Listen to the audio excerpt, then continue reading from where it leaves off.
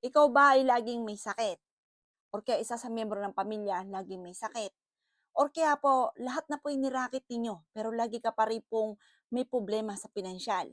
Or kaya po lagi nag-aaway ang inyong pamilya?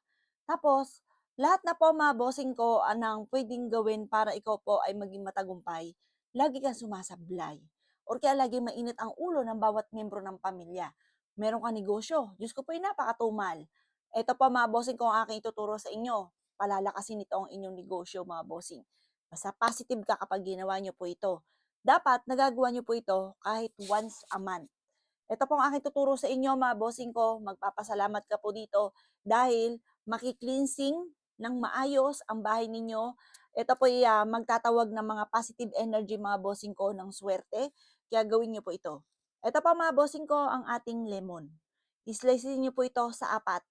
Kung ikaw po hirap makakatulog, o siya, gawin niyo po ito mga bossing. Ilagay niyo ito sa kwarto ninyo. Pwede rin po ito. Lalagyan niyo po ito, mga bossing ko, ng asin. Ito po, pag nakita niyo na siya po'y nagkaroon kaagad ng parang mga, tawag diyan, langaw na maliliit sa insekto, tapos parang pabulok na siya, itapon niyo lamang po or pwede niyo ring ibaon sa lupa. Itapon niyo sa malayo-layo kasi nahihigop po niya kung ano yung negative energy sa loob ng inyong tahanan. Eto pa mga bossing ko, mai-share ko lamang ha. Hirap ako matulog. Alam niyo naman mga pinagdaanan ko mga bossing. Ang dami kong iniisip. Tapos sakit-sakit sa dibdib mga bossing. Ang ginawa ko po, nag-slice ako ng lemon at inilagay ko to sa ilalim ng aming pong higaan. Pwede rin naman halimbawa meron kang lamesa, may tukador ka po dyan, doon nyo po siya ilagay. Yung bango nito, ang bango. Ang bango nito mga bossing, kayo mismo magpapasalamat po dito. Pagkatapos mga bossing ko, nagki-cleansing po siya kasi ang lemon, isa rin po yan sa pinaka kasi 'di ba mga citrus, yung lemon, orange, isa rin po yan sa pinaka. Yan po ay magdudulot sa inyo ng swerte. Yan po mga bossing ko ay mabilis na humihigop ng negative energy. Sisimutin yan kung ano man ang kamalasan na nasa loob ng inyong tahanan. Kasi minsan, di ba, labas tayo ng labas.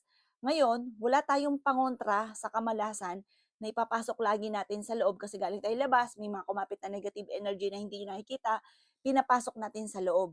Kaya minsan mapapansin nyo na parang kumukuta ka na sa kamalasan, na ang daming problema pinagdadaanan, kailangan nyo lamang po ng pang-alis ng kamalasan kagaya po nito.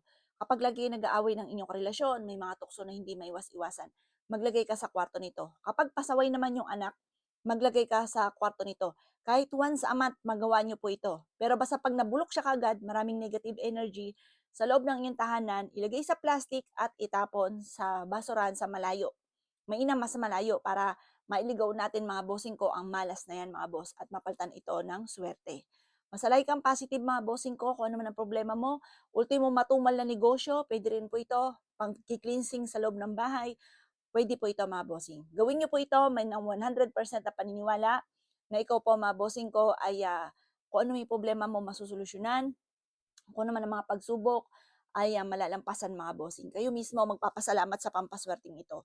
Ngayon pa mga bossing, kapag po kayo gumagawa ng ganito, huwag niyo na ipagsasabay kahit kanino. Kasi ang masaklap, kapag may mga taong naiinggit ka agad na baka ikay swertihin, nananalangin sila ng masama. Kaya mas mainam kapag po ikay gagawa ng ganito, isikreto niyo na lamang. Kasi ang masaklap kapag po daldal kayo ng daldal, may mga kumukontra. Eh, hindi nyo alam, malay nyo, kausap ninyo, may alam din. Kung gumawa ka ng ganito, hindi ka pa nakakagawa, naghihiwa ka pala ang po ng lemon, nakontra na. Nagamitan ka na agad ng kaliwa.